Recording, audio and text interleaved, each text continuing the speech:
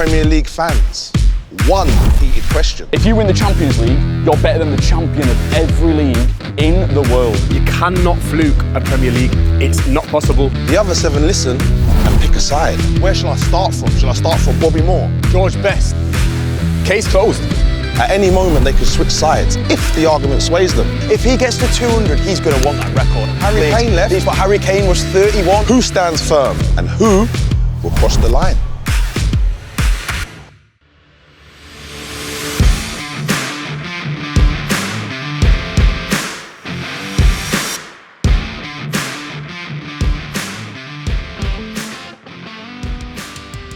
"108 games he's played, 99 goals, 3 seasons and a bit. 99 goals. Alan Shearer got 260 in the Premier League. Alan Shearer played how many seasons in the Premier League? 15, something like that. Erling Haaland signed a 10-year deal at City. Committed 10 years. Don't think anyone can afford him. He's the best player in the world, in my opinion. Should have won the Ballon d'Or in his treble season. He got 52 goals in 52 games in his debut in the Premier League. Last season, he had an off season and got 22 Premier League goals. Like I said, he's got 99 and 108. So if you do the maths quickly, he needs to play about 270, 280 games to hit 260 at his current rate. He's not even in his prime yet, you could argue. He's 25. And I think he gets 161 more goals in probably 5 or 6 seasons, and he's got 9 or 10 left at City, so. I mean, the numbers are outrageous, but will he stay for those few seasons that he needs to? He signed a 10-year deal. Everyone's saying he's saying the 7-year deal. Doesn't mean but no. Haaland. Contracts mean nothing. Who's going to buy Haaland though? Real Madrid. They can't afford him. PSG, Bayern Munich. There'll be big teams after him. They can't afford him, mate. Big teams after him. Hey, look, I just don't think he'll stay that long enough. For what you're saying, it's right and it all looks good now. But for him to do that, it's injury-free. It's to be dominating. Like Shearer got a bad injury. There's a lot of stuff that has to happen for him to do it. Yeah, but he's got 99 in 108 games. Exactly. He's going to be on 100. Let's face it. He's a Premier League 100 club player after 3 and a bit seasons. He's probably going to finish this season on about 120 goals, putting him just short of halfway of the record. Yeah. Exactly. The injuries are so huge because Shearer had that injury that tripled him the last couple of years. He's still scoring 20 a season with one leg. That's fair, but how old does Haaland finish his career at? You see the condition he keeps himself in. I'm not saying he's going to do a Cristiano Ronaldo and play until he's 40, but if he played until 35 and he did 6 or 7 of those 10 years, 11 years at City, he'll break the record. He's already getting bored, man. He's hanging up his boots to start YouTube channels. Example.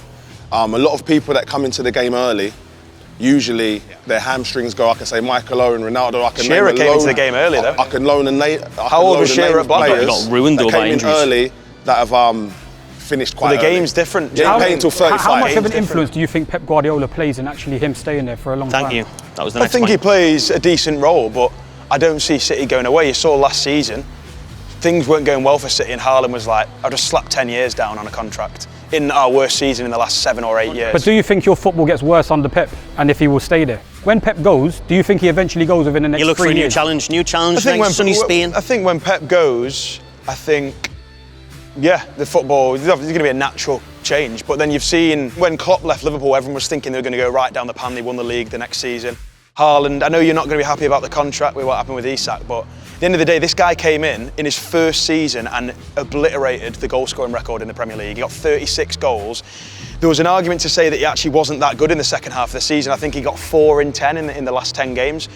He could have hit 40 or 45 goals that season, and he every single year hits 30, 35 goals. It just comes down to like 2 sides. If he stays, obviously he's going to break it. I just don't think he will stay. I think he'll look for a new challenge. How long does he need to stay? How long does he need to stay? Another 3-4 years. But in 3-4 years, he's going to be on 200 goals. I'd say 6 years he'd have to stay. 6 years. He's going to be on 200 Premier League 3, 4, goals. 5, 6 years. He's going to be somewhere else in that time for me. Once he starts adapting his game outside the box, which he's doing, I think he might get less goals as well. He's 25.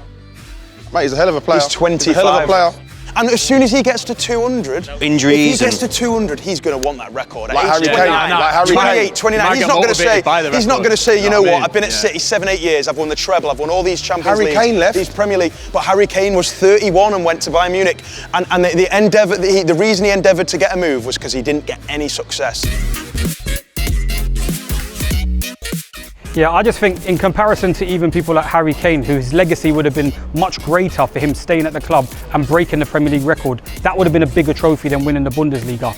And I just think we're in a day and age where players are not going to stay that long of a career at the club. And I feel like Pep plays a massive importance into him staying into the club for as long as he's supposed to be able to break that record.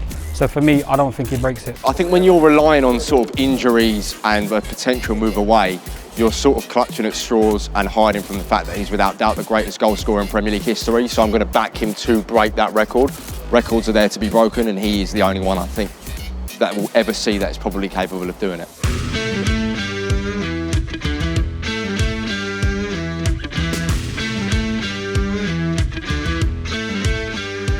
Light work. Oh, Really? that's a Light work.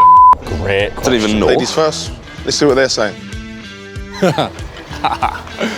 The guy with the long hair said ladies first. Oh. Okay, I'll take it away. Ladies first. So, the reason I laughed is because the class of 92, you know, we'll start there. Giggs, Neville. But, and then it's this team, Is that it? which went and did an Is that incredible it? thing. Well, I only need to name 3. No, you don't. Well, who are yours? I'm going to tell you. Who are yours? Where shall I start from? Shall I start from Bobby Moore, Martin Peters, Jeff Hurst, or shall I go current, Declan Rice? Or shall I go in the middle, Frank Lampard, Carrick, Defoe, Glenn Johnson, Rio Ferdinand? Like, brother, please, Joe Cole. What are we doing there? Bobby Charlton. Bobby Charlton is academy prospect. George Best. Case closed. Them two Go alone. on. Them two No. alone. Them two alone, don't do that. No, but they're beginning your old. That's that era, and I've won in Bobby that era. Moore Now. I've is won the in that greatest era. captain that has ever captained any team ever. That's our graduate. I'd go Bobby Charlton over Bobby Moore. That's Not like called- I was there. that's called- Not like I was there. that's called bias. But I would. Keep I would- going, keep I going, would- go one for I one. would go Bobby Charlton. Go one for one. I definitely would. Who would you And then say- I'll go for another one. I would say why don't we talk about what these academy prospects did? In No, their just name them careers? first, because I've still got like I more to said, name. You know John Terry come from the West Ham Academy, right? Did you know that? You didn't know that, did you? I just educated you, David didn't I? Beckham. Well done. David well done. Beckham. Well done. Bring it, Stevo. Beckham doesn't rank higher than Frank Lampard, though, does he? And I would say... Deckers was with us, I'll though, tell you who Stevo. ranks higher than Frank Don't Lampard. know about that, mate. Oi. Ryan Giggs, the most Premier Leagues ever. He was at City, mate. He was City. Ryan Giggs was at City. Man United He was at Academy, City, bro. mate. That's 92. He was at City, Can I mate. say He something? was at See City. what, in Mate, my he's a class of 92. We need some fact checking. Problem is that everyone here doesn't know who's in their academy. Only they know. So I'm just going off what they say.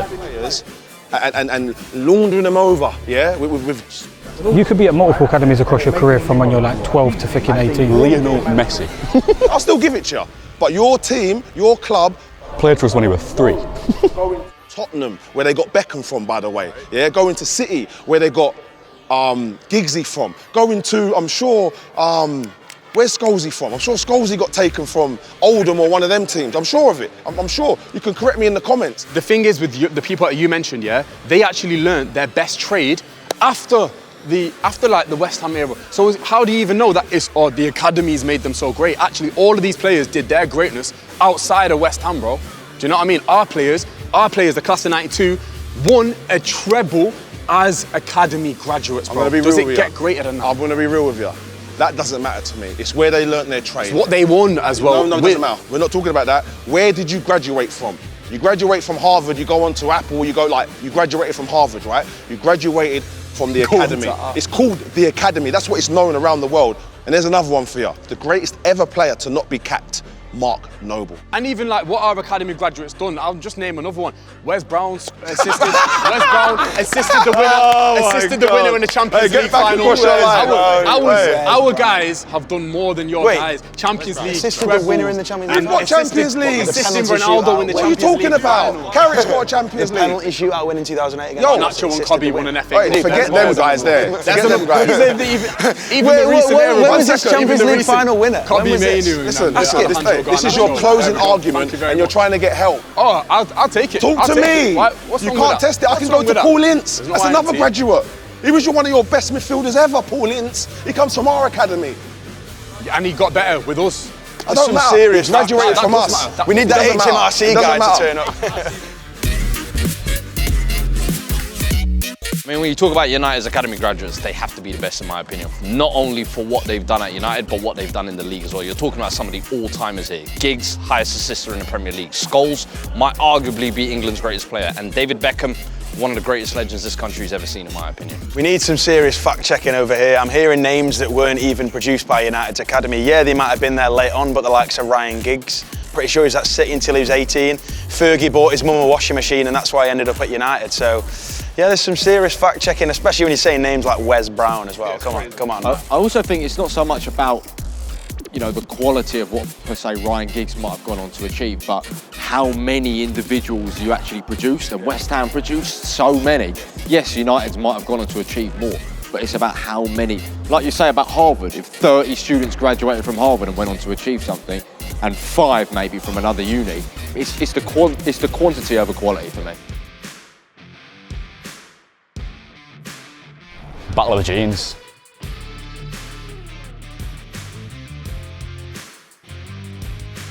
Champions of Europe. Better than being the champions of your own country. You're champions of everything then. Would you rather be better than the 19 teams in your league or every champion of every country across the world? What team do you support? Elite. But this isn't a Leeds Man United I debate, know, so before you take that approach, this is not a Leeds Man United debate, it's a Premier League Champions League debate. So before you say we've won the Premier League, we've won the Champions League, you haven't, this is about what would you rather Have you won win. either? I just wanted Doesn't to know. matter. Have you won either? Don't matter. So you don't know the feeling? We've won the top flight before the Premier League, because football existed before then. Okay, so you don't You know, like you bang on about your 20 titles. I actually know the 7 feeling. of them came before 1992, in case you didn't know that. But this is not a Leeds Man United debate. I know it's not. I know it's not. I started with that because I know the feeling of both. So I'm kind of like the only one out of us. How old who are you can when you won really the Champions League? That's irrelevant. How I old still are you? remember. It was in 2008. It's not long ago. How old are you? How old was I? What, like 10, 11 years old? Something like that. Yeah, it was. Were you there? I'm 98. Did you watch on TV? That was actually the best night of my life. I was sat with my dad in the living room and I'd never stayed up that late before. And that was incredible, don't get me wrong. But guess what? Still, the Premier League. I'm not standing here and saying I know. But let me tell you why I believe the Premier League, right? Because I think that with a cup, you can somehow fluke your way there with the knockout stages and get to the final, and all of a sudden you've won a Champions League. You cannot fluke a Premier League. It's not possible. It's not possible because I'll tell you who's fluked Champions League before. Nottingham Forest. I've done 2, and also Chelsea. No, and Chelsea know that all. And Chelsea know that all too well. I don't know about that one. It's a good point, but it's not a good point.